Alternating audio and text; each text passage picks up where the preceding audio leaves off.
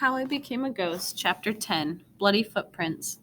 When we stopped for our noon meal, everyone huddled close to the fire, everyone but me. I wasn't hungry, and I was so cold I couldn't stop shaking. I stood under a tree away from the icy rain. You should warm yourself by the fire, my mother said. I was too cold to move. It is dry here, I said. Lift your feet, my father said. You should move. You will never get warm standing there. I covered my head with my blanket and leaned against the tree. I was standing in a pool of ice. I look up, and the snow was so thick I could not see the tree limbs, nothing but white falling snowflakes. Come on, my father shouted. Time to walk. But I didn't move. Maybe now is my time, I thought. Maybe that is what Mr. Jonah was telling me. Maybe today I will become a ghost. I felt a tug on my hand. Come with us, Nita said.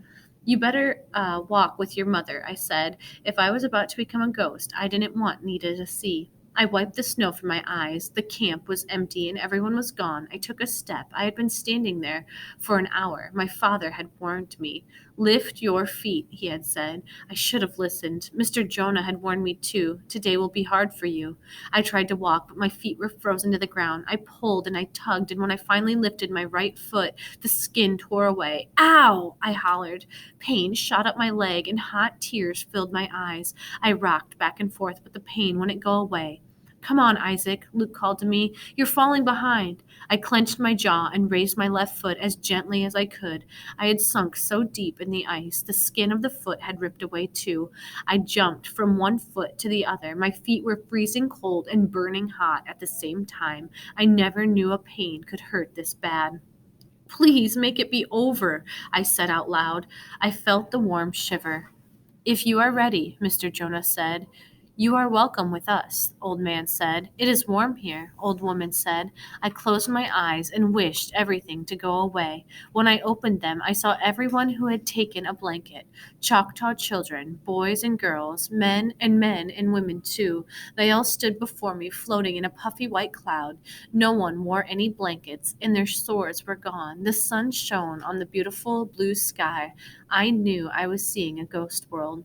You will like it with us, a young man said. No, I shouted. No, I'm not ready.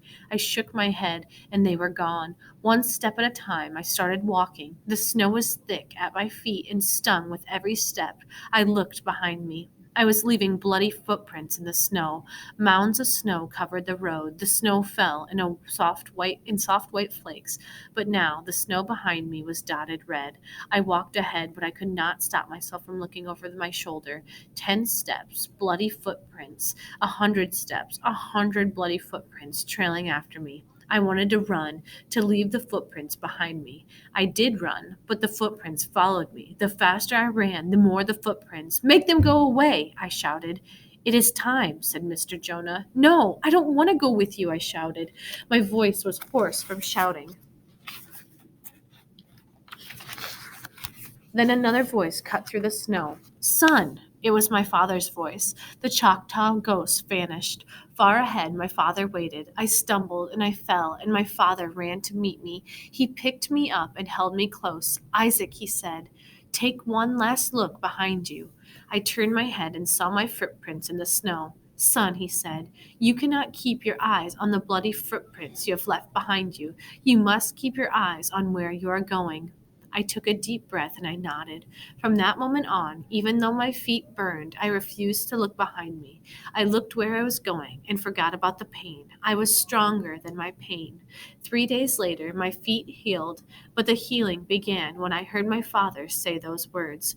You cannot keep your eyes on the bloody footprints you have left behind you. You must keep your eyes on where you are going.